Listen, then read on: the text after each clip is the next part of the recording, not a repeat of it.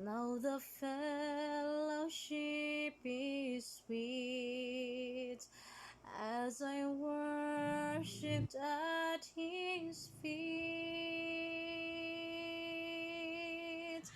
Only by his grace I have found this holy place. Underneath his wings of love,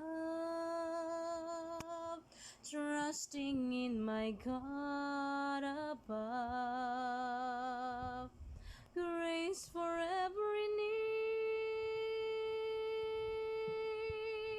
grace that overflows and far exceeds, lavished on my soul at Calvary,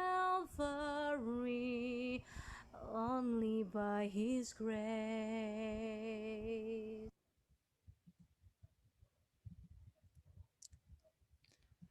Yan. Magandang hapon sa lahat. Ako po ang inyong Kuya DM, no? Magbabahagi po sa inyo ng salita ng Panginoon sa hapon na 'to.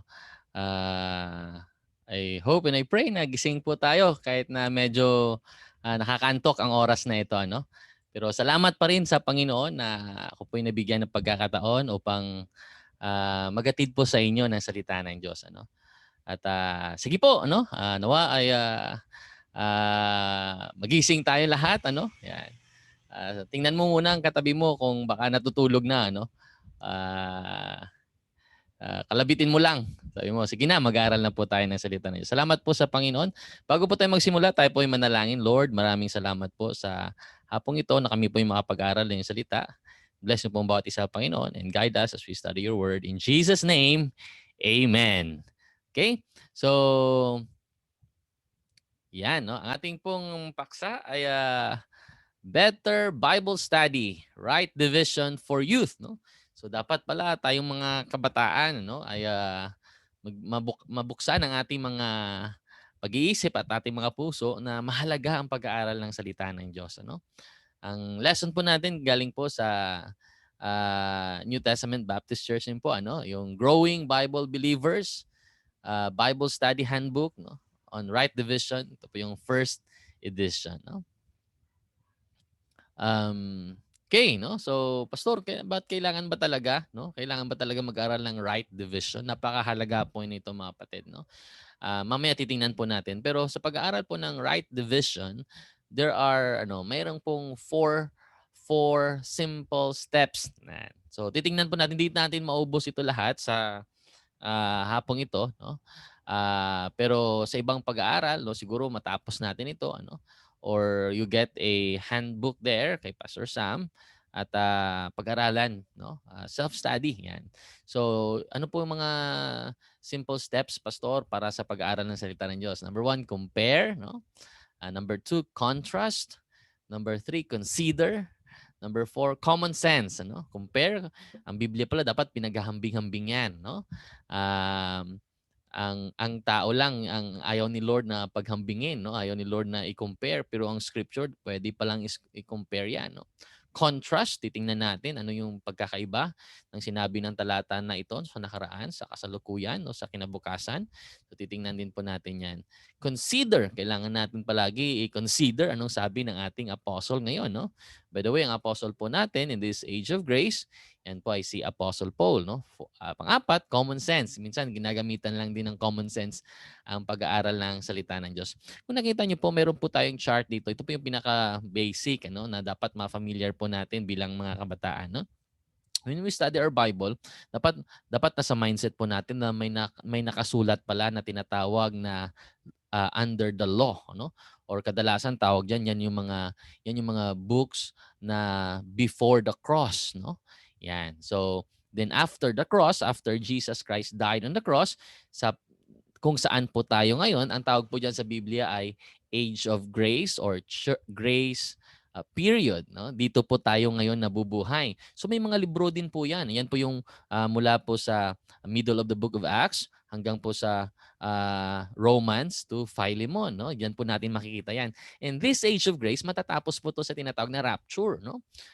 Kung saan ang mga believers, patay man o buhay ay babaguhin ni Lord ang ating mga katawan, then we will be caught up together in the clouds to meet him in the air.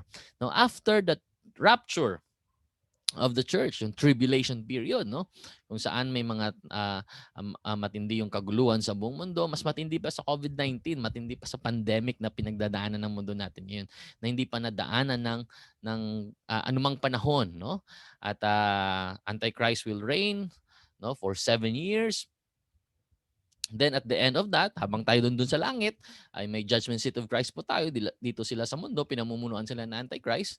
Then at the end of tribulation period, no, the great tribulation period, that's 7 years, ay bababa si Jesus dito sa lupa as a king, no? And he will reign 1,000 years dito po sa earth, specifically sa Israel, sa Jerusalem po, ano? So, ito po yung parang when you read the Bible, you need to approach sa ganito pong thinking, ano? May mga bagay na sinulat sa nakaraan, may mga bagay na sinulat para sa atin ngayon, no? Nakaraan before the cross, this present time, no? Tawag dito age of grace or church period. Tapos may mga bagay din pala nakasulat para sa kinabukasan, no? So malinsali mayroon palang mga past, present, no? Past, no? Present, future. Yan. Yung po titingnan natin sa ating pong saglit, no, na pag-aaral ng salita ng Diyos sa hapon po na ito, no. Pero sa hapon ito, we'll focus on the second step in right division, yung tinatawag na contrast, no. Titingnan natin, so may pagkakaiba ba talaga, no? Now the Bible says in 2 Timothy 2:15, may command po si Lord sa atin diyan. Sabi po ng Biblia, study to show thyself approved unto God, a workman that needeth not to be ashamed, rightly dividing the word of truth. So, hindi pala to ano, no, hindi pala to option sa isang mananampalataya, kundi ito'y utos ng Diyos, no? Na ang kabataan, no, hindi lang kabataan, matatanda, nanay, tatay, mag-aral ng salita ng Diyos, no? It's a command in this age of grace na kailangan natin pag-aralan ng salita ng Diyos. At yun lang yung paraan na approve tayo sa harapan ng Diyos, no? Hindi tayo mahihiya at mapapahiya kasi nag-aaral tayo ng salita ng Diyos. Higit sa lahat sa harapan ng ating Panginoon. At ang Biblia nagtuturo sa atin paano pag-aaralan ang Biblia. So sabi po diyan, rightly dividing the word of truth. Hindi ito binibigyan ng marami ng time or na-emphasize. Hindi ito na-emphasize madalas yung rightly dividing the word of truth kasi madalas sa mga modern version, no? Kanina siguro natuto tayo doon sa pagtuturo ni Pastor Lister Uliera, no? Na bakit King James Bible? Kasi yan yung pure, perfect, infallible, inerrant Word of God. At dyan lang may command na, ano daw? Rightly dividing the word of truth. So napakahalaga po nito na bigyan natin pansin at bigyan natin diin sa panahon po natin ngayon na ang pag-aaral pala ng Biblia dapat dinidivide. No? So may tama palang pagkakahati-hati. Yung pinaka-simple nga, sabi ko kanina, yung past, no? Before the cross, past po tawag dyan. After the cross, present po tawag dyan. Then after the rapture of the church, yung tribulation, papunta sa kingdom. Yan po yung mga future events naman na mababasa natin mula sa Hebrews to the book of Revelation, ano? So, may utos ang Diyos na dapat nating pag-aralan ng salita niya at dapat i-rightly divide. Kasi alam niyo po ano, sa panahon po natin, yung daming naglalabasang aral, no? Daming naglalabasang turo. So, kung wala po tayong solid na background sa salita ng Diyos, madadala po tayo, ano? Mapapaisip po tayo na baka mali yung paniniwala ko, baka mali yung turo ni Pastor Sam, no, or Pastor Lister. Kasi konti lang kami, ibang dami nila. Ang laki ng simbahan nila, dami nilang pera, parang influensive naman sila, parang gano'n, no? Parang bakit sila they get more richer than us, no? So parang marami silang followers sa Facebook kumpara sa amin, no? So napakahalaga na talagang alam natin ang tamang Biblia at ang tamang paraan sa pag-aaral ng Biblia. Yun po yung rightly dividing the word of truth. Now, titingnan po natin sa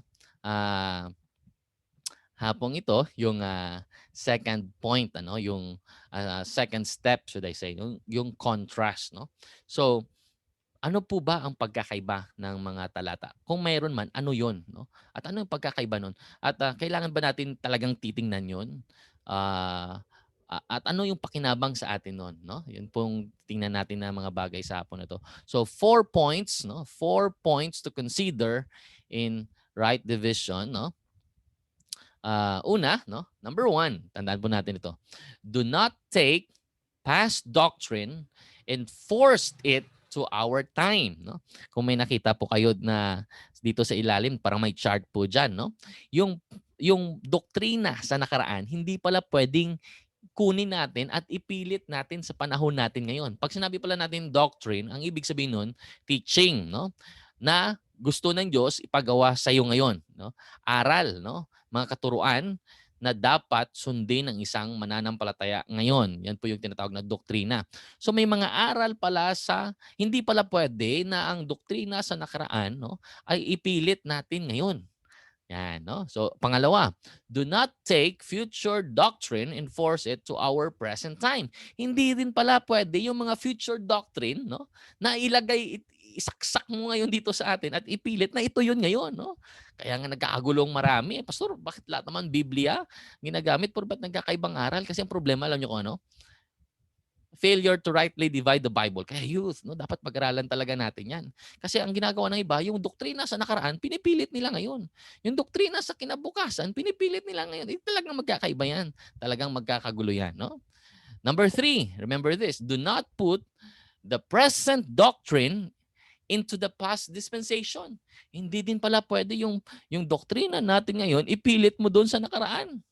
Yan. Or number 4, do not take the present doctrine and apply it to the future dispensation. Hindi rin pwede yung doktrina natin yan, ipilit natin sa kanila sa kinabukasan. Yan. So, we will look at several examples sa mga bagay na ito sa hapon na ito. I hope gising po tayo ngayong hapon. Ano? At nandyan pa po yung ating mga attention sa salita ng Diyos. Mamaya nyo na, mamaya nyo na i-chat or i-text yung katabi ninyo. No? So, number 1, no? Number 1 example. No? Ano pong halimbawa, Pastor, no, ng pagkakaiba sa nakaraan at sa kasalukuyan? No? Past. Ano pinagkaiba sa past sa present, ano? So number 1, kanina sabi doon, no? Do not take past doctrine and force it in our present time. Halimbawa, in the past, no? Under the law, no? Ang Sabbath, no, or Sabbath observance, yung mga Jew, inutusan sila ni Lord na dapat mag-observe sila ng Sabbath day, yung ikapitong araw. No? Sa ikapitong araw, dapat walang work, walang gagawin, or else they will die. No? Halimbawa, basahin natin sa Exodus chapter 35 in verse 2. Let me read this to you. Ano? Exodus 5:32. 6 days shall work be done, but on the 7th day there shall be to you an holy day, a Sabbath of rest to the Lord. Whosoever doeth work therein shall be put to death. So can you imagine that? No, in the time past under the law, every Saturday, ngayon Saturday, dapat walang trabaho. Hindi ka pwedeng magsaing, hindi ka pwedeng magdampot ng panggatong, hindi ka pwedeng magpunta sa office, wala. Doon ka lang sa loob ng bahay mo. Rest day. Sabado 'yon, no? Hindi ka pwedeng mag-drive, no? Kasi if you will mahuhuli ka na nagtatrabaho ka on the Sabbath day, no? Saturday, no? Ano sabi ng Bible? Whosoever doeth work therein shall be put to death. Makin mo yan. So lahat na nagtuturo sana na Sabado yung yung worship, no? Edi sana namatay na sila lahat. No? Pero una-una sinabi ni Lord to sa bansang Israel at sabi ni Lord sa kanila, hindi kayo pwedeng magtrabaho on Saturday or Sabbath. Paano, Pastor? Pwede ba natin yan ipilit ngayon sa panahon natin? Diba? Remember, do not take past doctrine and force it in our time. Bakit? Tingnan po natin ngayon sa sulat ng ating apostles in Colossians 2:14. Sabi dito, blotting out the handwriting of ordinances that was against us. Tinanggal pala ng Diyos yun.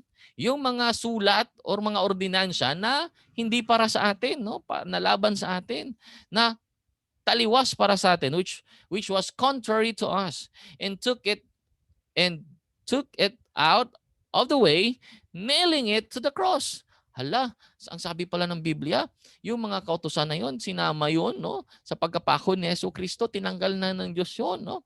Tingnan po natin ang next na talata. Tingnan niyo po sa Colossians 2:16. Let no man judge you in meat, yan, or in drink. See? Or in respect of holiday, or in new moon, or of the Sabbath days. Yan. So alin ba ang tama, pastor? Dapat may Sabbath observance ba tayo ngayon? Or let no man judge you of the Sabbath days. Diba? So remember, number 1 rule, no? Do not take past doctrine and force it in our time. So tama ba to, pastor, ang doktrina sa under the law? Yes, tama yan sa Biblia yan. Totoo ba yun, pastor? Totoo yan. Pero yan po ba ang aral para sa panahon natin ngayon? So ang sabi po ng salita ng Diyos for us today, yan, no? Let no man judge you, no, of the Sabbath days. So ngayon, kung may trabaho ka Sabado, no, may ginagawa ka Sabado, hindi ka mamamatay, hindi ka papatayin ng Panginoon. Kasi yon ay hindi utos ni Lord para po sa atin yun. So may pagkakaiba ba? Meron, no? Ewan ko lang kung hindi niya kita, pero ako nakita ko meron talaga. May contrast talaga, no? Contrasting statement talagang dalawang ito. Sabi niya dito, observe Sabbath day. Sabi dito, let no man judge you of the Sabbath days. Hindi lang po yan. Tingnan pa po natin. Pangalawa, no? Ito po, pangalawang halimbawa. Do not take future doctrine and force it in our present time.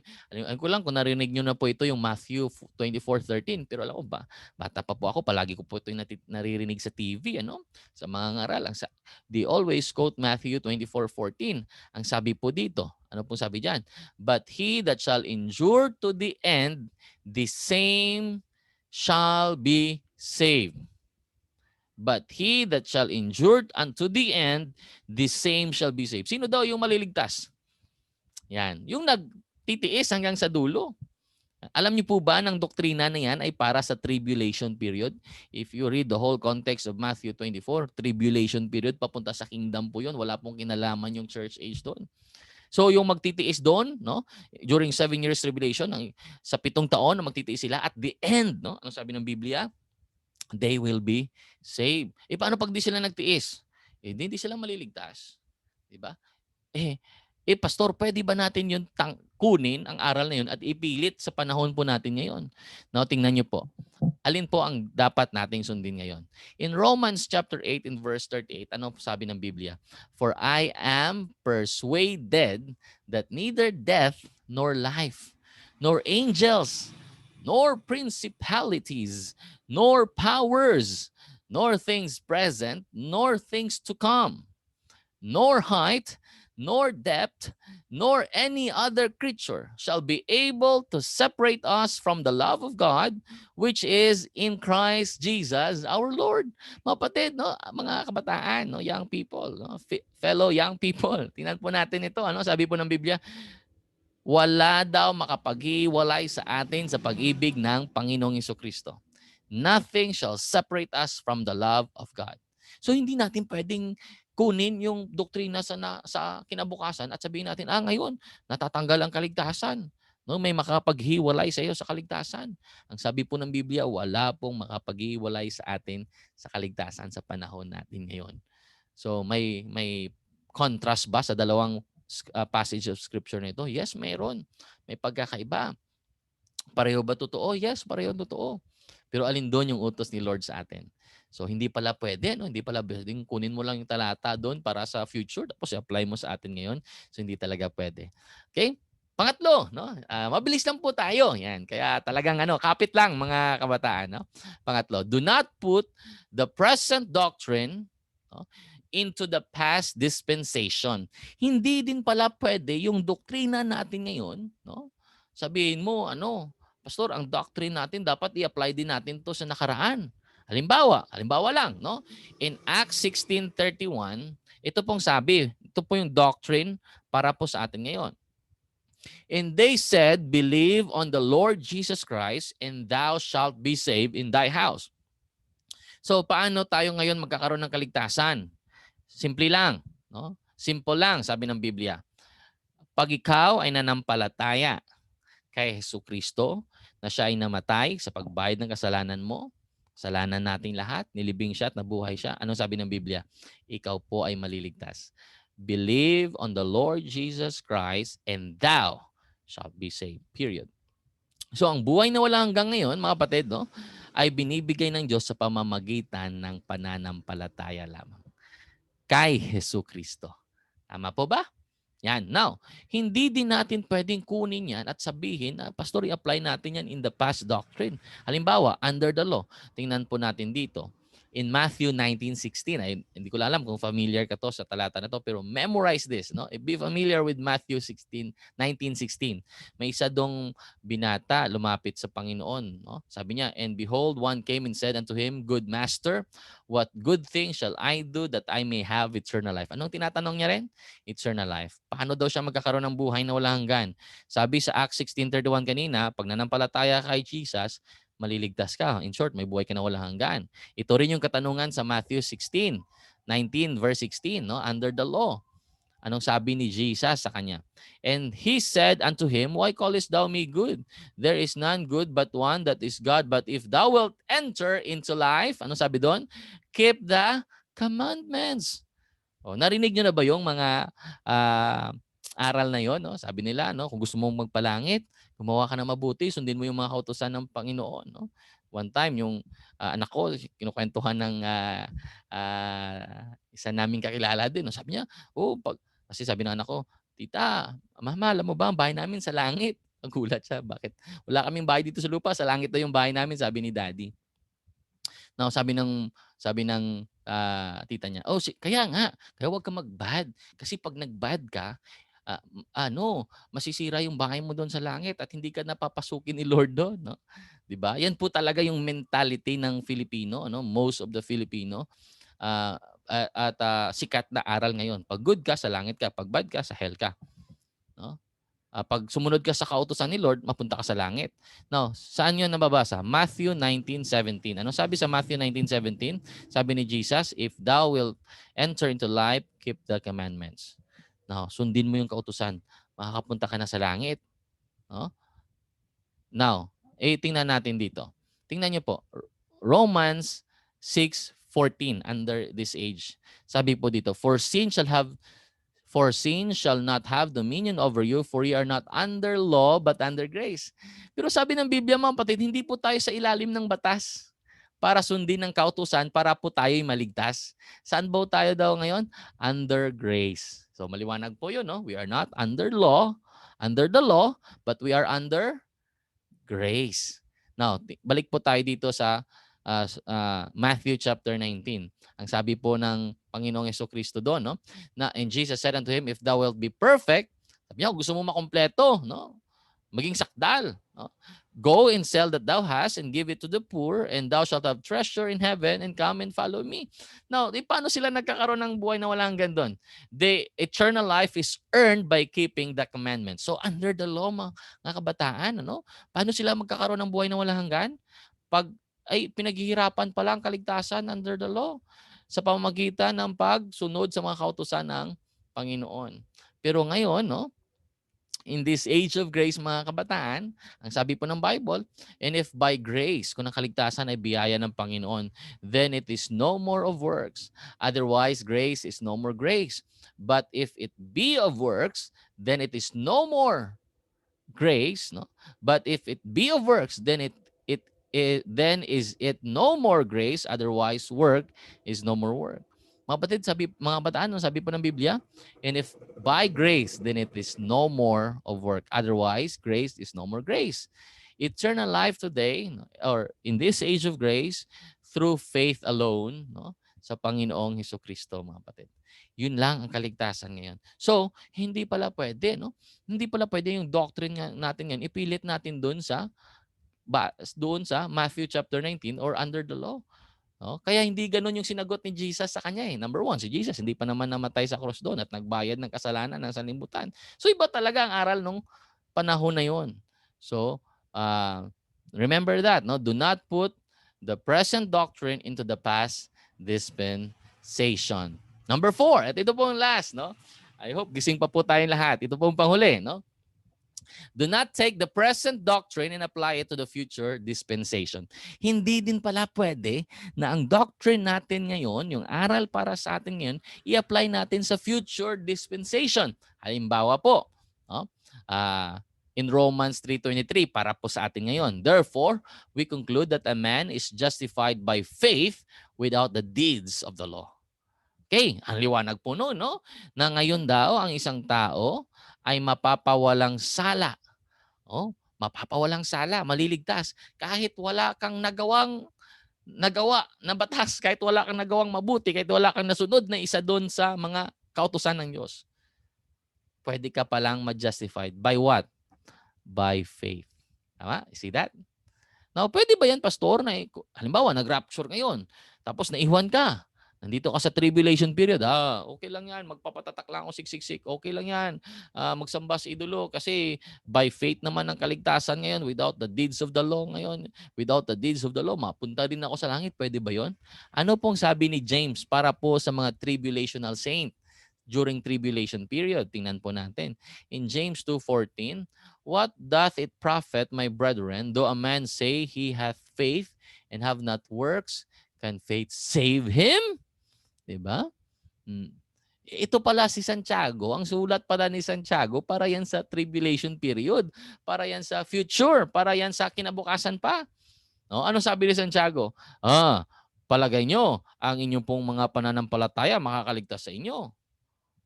Ano pa sabi ni James? Was not, look at James 2:21, was not Abraham our father justified by works? Hindi ba ang ating father na si Abraham napawalang sala siya by works? Diba? Sabi naman ng mga, kita nyo, mali talaga yung tinuturo niyan sa New Testament Baptist Church, by faith, by grace daw. Sabi ni James, sabi ni James, by works. Si Abraham nga, by works. See? So, ang problema pala doon, no? Ang problema nakita natin na ang future doctrine na yon, no? Yan, ay in-apply sa ngayon. Ganon din po, hindi rin natin pwedeng i-apply sa future doctrine, no? Sa future time, ang doctrine po natin ngayon, no? So, ano sabi doon, no? And when he had offered Isaac, his son, upon the altar. Yun po ginawang halimbawa ni James. Tingnan niyo po sa James 2:24. Ye see then how that by works a man is justified, and not by faith only. Diba? At so, ibig sabihin, sabi ni James, ang justification, yung pagpapawalang sala, dapat may kalakip yung pananampalataya at gawa. So, dapat pinaghahalo yan, sabi ni James. You believe in God? Yes. Pero dapat maging tapat ka hanggang sa dulo para maligtas ka. Hindi yan dapat nawawala, kasi pag may pananampalataya ka lang, wala kang gawa, hindi ka maliligtas, sabi ni James. In the future. Pero nung sabi ng salita ng Diyos para po sa panahon natin ngayon, but to him that worketh not. Sa kanya na wala siyang ginagawa, no? Wala siyang nagawang mabuti. Or wala siyang nagawa talaga na nasunod na kautusan. But believeth on him that justifieth the ungodly. Pero totoo sa puso mo, no?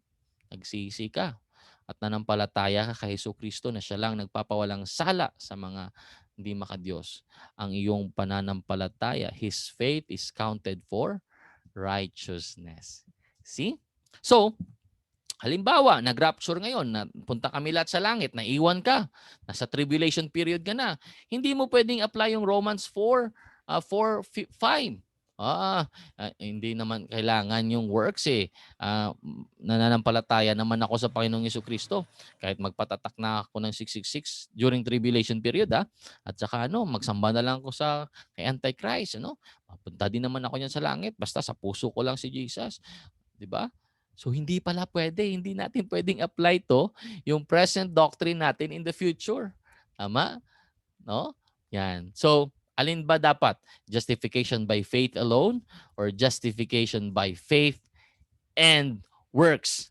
So dalawa lang yan By faith alone or by faith plus works. So, alin doon yung para sa atin? Yun dapat nating makita, mga kabataan. No? Now, next verse. Halimbawa, Ephesians 2:8. Para po sa atin ngayon. For by grace, now this is my favorite verse, by the way. For by grace are ye saved through faith. Paano daw tayo naligtas? By grace. Through faith sa pamamagitan ng pananampalataya. And that not of yourselves. No? That faith hindi sa atin yun. Galing yun sa Panginoong Jesucristo. Regalo ng Diyos sa atin yun. So yung faith na nagligtas sa atin kay Jesus yun. No? Nirigalo niya sa atin yun. Regalo ng Diyos sa atin yun. No? Ang kaligtasan pala ngayon, no, by grace through faith without works. Kasi kung babasahin po natin yung Ephesians 2:9, sabi doon, not of works, lest any man should boast. Mga kabataan, ang kaligtasan po sa panahon po natin ngayon is not of works. Tandaan po natin yan. Huwag niyo pong kakalimutan yan. Ang kaligtasan ngayon hindi nakadepende sa kabutihan o kasamaan na ginagawa mo.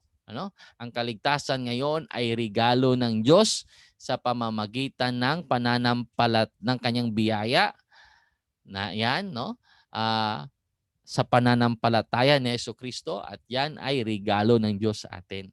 Pero tingnan niyo po sa future, sa tribulation period. Look at Revelation 2:11. He that hath an ear, let him hear what the Spirit saith unto the churches. He that overcometh shall not hurt of the second death. In the future, mga kabataan, kailangan pala nila mag-overcome, para hindi sila mapunta sa ikalawang kamatayan.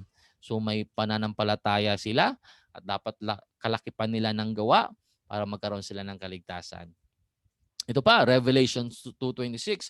And he that overcometh and keepeth my works unto the end, to him will I give the power over the nation. See that? Kailangan talaga nila will overcome. Tiisin at ingatan ang salita ng Diyos, ang gawain ng Panginoon hanggang end para sila magkaroon ng kaligtasan. Ano pa po? Revelation 14:12. Here is the patience of the saints. Here are they that keep the commandments of God and of the faith of Jesus. So, ano sabi? Keep the commandments and faith of Jesus. So, mga kabataan, in the future pala, kailangan nilang may faith at kailangan nilang may works para magkakaroon sila ng kaligtasan. Pero sa panahon po natin ngayon, ang kaligtasan po, grace lamang ng Diyos through faith without works. No? Ano pa po? Yung eternal life, pastor, ang buhay na walang hanggan. Ano ba yon? Regalo yon or reward, crown? Now, Romans 6:23. Romans 6:23. Para po sa atin ngayon, in this age of grace. For the wages of sin is death, but the gift of God is eternal life through Jesus Christ our Lord. Ang kabayaran ng kasalanan ay kamatayan, pero ang regalo ng Diyos is eternal life through what? Through Jesus Christ our Lord. Ano daw yung eternal life? Gift. Tama, walang bayad, regalo ng Diyos. Kasi binayaran niya na kaya regalo niya sa atin. But look at in the future. Look at Revelation 2:9. I know thy works and tribulation, so sa great tribulation sila, and poverty, but thou art rich, and I know the blasphemy of them which say and they are the Jews and are not, but they are the synagogue of Satan. Look at verse 10. Fear none of these things which thou shalt suffer. Behold, the devil shall cast some of you into prison, and they may be tried, and ye shall have tribulation 10 days. Be thou faithful unto death, and I will give thee what? Crown of life. Hala, sa atin, sa panahon natin ngayon, ang eternal life, gift ni Lord sa atin. Sa kanila, in the future, ang eternal life, if they will be faithful to the end, the Lord will crown them eternal life. The Lord will reward them of eternal life. You see?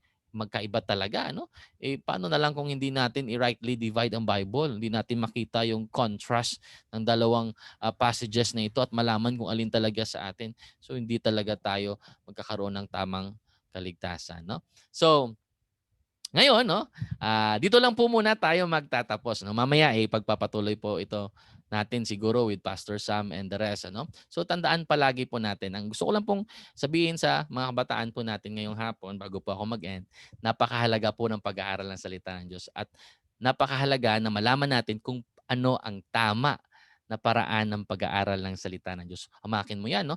Isa pa lang sa apat, no? Sa 4 simple steps, isa pa lang po natalakay natin. Mayroon pa pong 3. So, kailangan talaga ng time sa pag-aaral ng salita ng Diyos. I hope and I pray that you enjoy and you were blessed with the Word of God today. And if you're not saved and you are in doubt kung paano ka maligtas, ang kaligtasan po sa panahon po natin ngayon ay libre, walang bayad. You just need to trust Jesus as your Savior and believe Him from your heart that He died for your sin, He was buried, He rose again the 3rd day. The Bible says the Lord will give you what? Eternal life. Thank you so much and God bless you sa hapong ito.